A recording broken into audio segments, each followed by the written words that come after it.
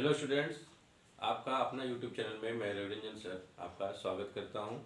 आज हम लोग पढ़ेंगे ज्योग्राफी का चैप्टर जिसका शीर्षक है कृषि। कृषि शब्द से आप सभी परिचित हैं।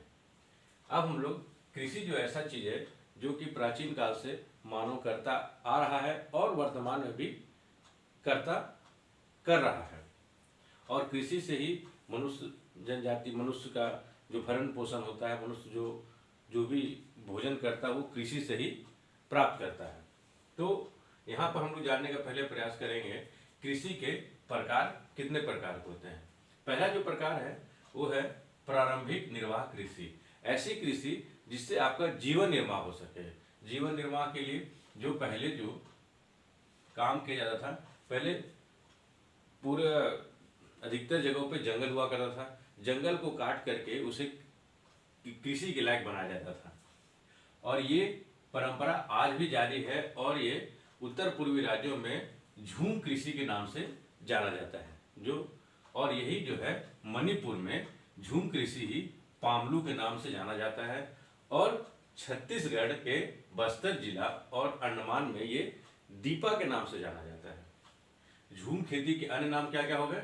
मणिपुर में पामलू, छत्तीसगढ़ के बस्तर जिला और अंडमान में दीपा। उसके साथ साथ ही ये मध्य प्रदेश में बेबर या दहिया के नाम से जाना जाता है, और आंध्र प्रदेश में पोंडू या पेंडा के नाम से ये जाना जाता है। और यही झूम खेती उड़ीसा में पामाडाबी, कोमोन या बरीगा के नाम से जाना जाता है। ठीक है, तो यहाँ तक आपने जान लिया कि ऐसी कृषि जिसमें कि जंगलों को काट करके जीवन निर्वाह के लिए कृषि कार्य किया जाता है वो प्रारंभिक जीवन निर्वाह कृषि के अंतर्गत आता है।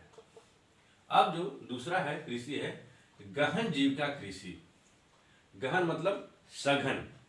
अब जहां पर ऐसा भूमि जहां पर जनसंख्या का दबाव बहुत ज्यादा है, तब क्या होगा? जैसे कि हमारा उत्तर प्रदेश और बिहार, बंगाल जैसे जगहों पे क्या है, भूमि तो सीमित है लेकिन वहाँ क्या है, पॉपुलेशन बहुत ज़्यादा है।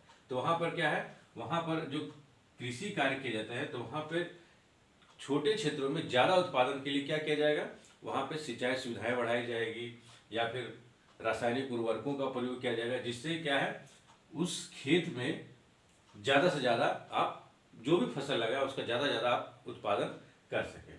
तो ये आता है गहन जीविका कृषि के अंतर्गत। ठीक है, पहला आपका हो गया प्रारंभिक निर्वाह कृषि, दूसरा हो गया गहन जीविका कृषि। तीसरा जो कृषि का एक रूप है वो वाणिज्यिक कृषि। वाणिज्य मतलब व्यापार। ऐसा कृषि आप करते हैं जिससे आप व्यापार कर सके। और क्या व्यापार करने के लिए आपको क्या है, बृहद क्षेत्रों में आपको एक फसल लगाना होगा, है ना। मान लीजिए चावल के लगा रहे हैं तो 2 एकड़ 5 एकड़ पे ही आप चावल लगा दिए, गेहूं लगा दिए। मतलब कृषि के लिए आपने वो जो कृषि है जो व्यापार के लिए आपने इस्तेमाल किया।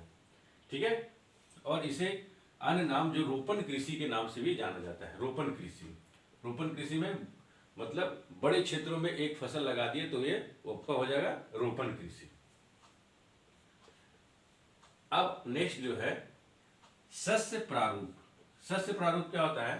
फसलों को मौसम के अनुसार से उन्हें 3 भागों में बांटा गया है। पहला रबी, दूसरा खरीफ, तीसरा जायद। अब रबी फसल क्या है? रबी फसल किसे कहा जाता है? वैसे फसल जो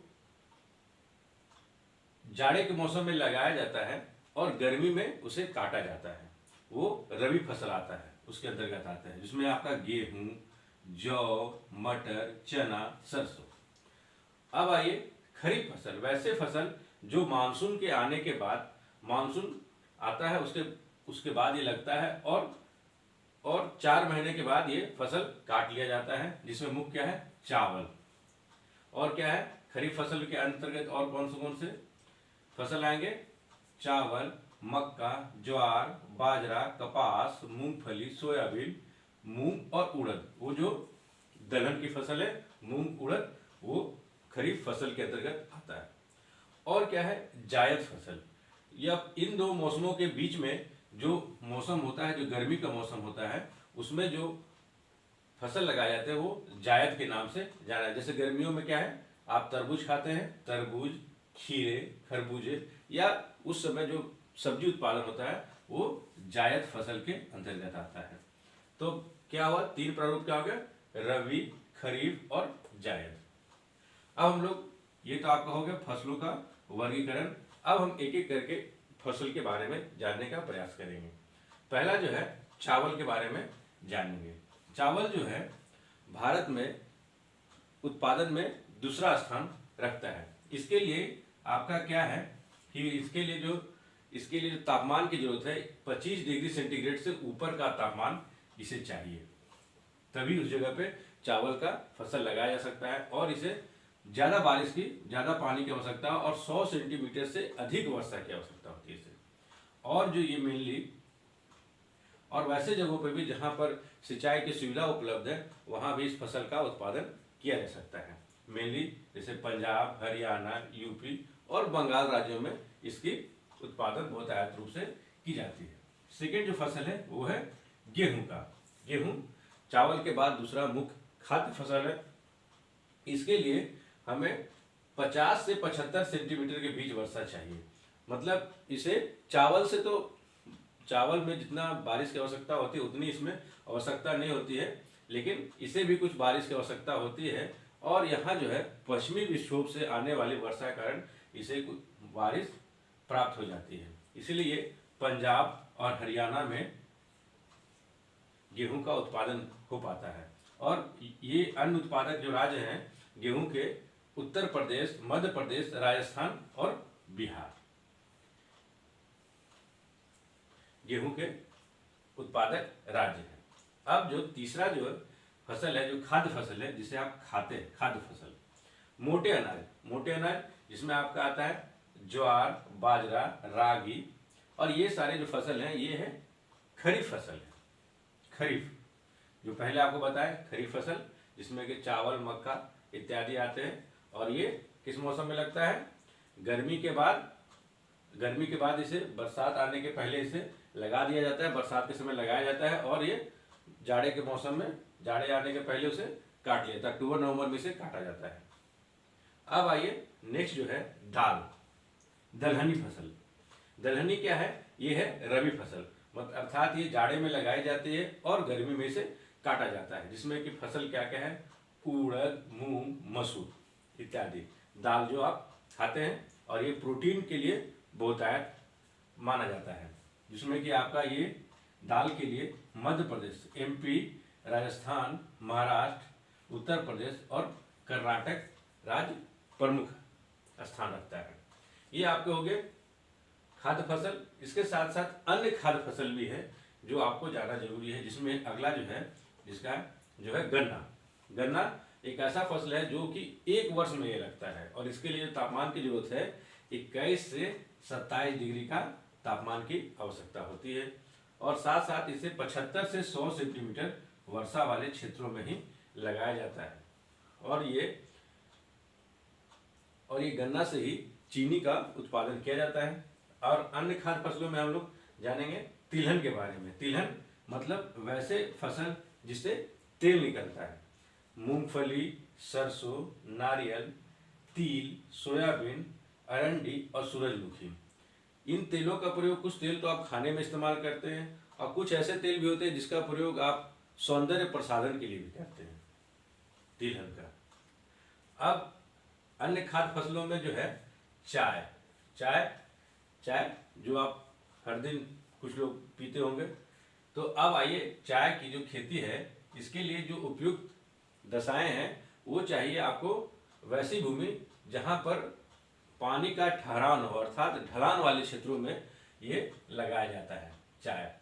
तो ये वेस्ट बंगाल के दार्जिलिंग नामक जगह पे ये चाय की खेती बहुतायत पाई जाती है, असम, केरल और तमिलनाडु राज्य में। और इसके लिए क्या है, इसके जो पत्ते हैं वो पत्ते को बगान में ही तोड़ करके उसे संरक्षित कर लिया जाता है। और जो नेक्स्ट है कॉफी का जो है भारत में अरेबिका किस्म, उसके भी अनेक किस्म है, उसमें जो है अरेबिका किस्म की जो कॉफी है जिसे भारत में बहुतायत रूप से पाया जाता है। और ये जो यमन से मंगवाया गया था, ठीक है। और ये भारत में बाबा बुदन की पहाड़ी में लगाया गया था और उसके बाद ये अभी वर्तमान में नीलगिरी की पहाड़ियों में ये उगाया जाता है। तो नीलगिरी की पहाड़ी किधर है? दक्षिण भारत में, ठीक है। तो अर्थात दक्षिण भारत के राज्यों में ही कॉफी होगा। उसी में दक्षिण भारत के राज्य कौन हो गए? कर्नाटक, केरल और तमिलनाडु, ठीक है। अब यहां तक आपने जाना खाद्य फसल। खाद्य फसल कौन कौन हो गए जो आप खाते हैं? चावल, गेहूं, मोटे अनाज, दाल, गन्ना, तिलहन, चाय या कॉफी। अब हम लोग जानने का प्रयास करेंगे अखाद्य। वैसे फसल उत्पादन तो करते हैं लेकिन उसे खाते नहीं है, मतलब उसका अन्य प्रयोग में आप इस्तेमाल करते हैं, ठीक है। उसी में है रबड़। रबड़ सभी परिचित है रबड़ के बारे में। ये जो है 25 सेंटीमीटर से अधिक तापमान की जरूरत पड़ती है उसके लिए, और वहां वैसे जगहों पे लगती है जहां पर 200 सेंटीमीटर से ज्यादा वर्षा हो, ठीक है। तो ये मेनली जो है भारत के केरल, तमिलनाडु और मेघालय, जो मेघालय जो आप जानते हैं कि मेघालय में बारिश ज्यादा होती है, ठीक है। अब जो है नेक्स्ट जो है अखाद्य फसल में है कपास। कपास जो है एक प्रकार का खरीफ फसल है। खरीफ फसल, खरीफ फसल क्या हुआ? जो पहले आपको बताया 3 रूपों में। खरीफ फसल वैसा जो कि मानसून के आने पर लगाया जाता है और ठंडी के समय में अक्टूबर नवंबर के समय इसे काट लिया जाता है। कपास जो कि खरीफ फसल है, और ये जो लगती है कपास, ये इसके लिए उपयुक्त मिट्टी जो है वो काली मिट्टी है, काली मिट्टी। और ये जो काली मिट्टी पाई जाती है वो ज्यादातर अधिकतर महाराष्ट्र वाले क्षेत्र में और मध्य प्रदेश वाले क्षेत्रों में पाया जाता है, ठीक है। तो कपास जो है ये मेन सूती वस्त्र उद्योग के लिए ये कच्चा माल के रूप में प्रयोग किया जाता है, और अधिकतर जो सूती वस्त्र उद्योग है ये आपको महाराष्ट्र में, गुजरात में ज्यादा पाए जाते हैं। अब आइए अन्य जो है अखाद्य में जूट की बोरियां मिलती है, और ये जूट जो है अधिकतर मैदानी एरिया में या डेल्टाई एरिया में इसका उत्पादन होता है वहां पर। तो ये जो है पश्चिम बंगाल, असम, बिहार में ज्यादा उत्पादन किया जाता है। इसे सुनहरा रेशा के नाम से भी जाना जाता है। अब आइए कृषि के ये हो गए सारे रूप हो गए। अब कृषि के लिए क्या क्या औद्योगिक विकास के लिए या क्या क्या सुधार किया जा रहा है, या भारत के द्वारा क्या क्या सुधार के प्रयास किए जा रहे हैं, उसके बारे में जानेंगे हम लोग। पहला क्या, आज़ादी के बाद से ही 1947 के बाद से ही भूमि सुधार कानूनों में कानून ला करके कृषि के क्षेत्र में विकास करने का भारत सरकार के द्वारा प्रयास किया गया, और साथ साथ हरित क्रांति के द्वारा भी कृषि में ज़्यादा उत्पादन के लिए अच्छे उर्वरकों का प्रयोग, कीटनाशक का प्रयोग, उन्नत बीजों का प्रयोग के द्वारा करके कृषि को उन्नत करने का प्रयास किया गया, और बाद में भूमि विकास कार्यक्रम को ला करके कृषि को विकसित करने का प्रयास किया जा रहा है। और वर्तमान में कृषि के लिए फसल बीमा योजना भी लाई जा रही है, और किसानों को सहायता करने के लिए किसान क्रेडिट कार्ड योजना भी लाया गया है। ये हो गया आपके उनके कृषि को कैसे संस्थागत रूप से सपोर्ट करके उसे सुधारा जा सके। और साथ साथ आज़ादी के समय ही हमारे महात्मा गांधी के आध्यात्मिक शिष्य विनोबा भावे, जिन्होंने जमींदारों से भूदान या ग्राम दान का एक आंदोलन चलाया था, और ये किसानों जो भूमिहीन किसान थे उन्हें ये जमींदारों से भूमि मांग करके या उनसे भूमि उनसे मांग करके ये किसानों को भूमि देने का कार्य करते थे, और ये इस क्रांति को रक्तहीन क्रांति के नाम से भी जाना जाता है। मुझे उम्मीद है यहाँ आप लोगों ने कृषि को अच्छी तरीके से समझ लिया होगा। अब हम आपसे मिलते हैं नेक्स्ट वीडियो में, ठीक है। धन्यवाद।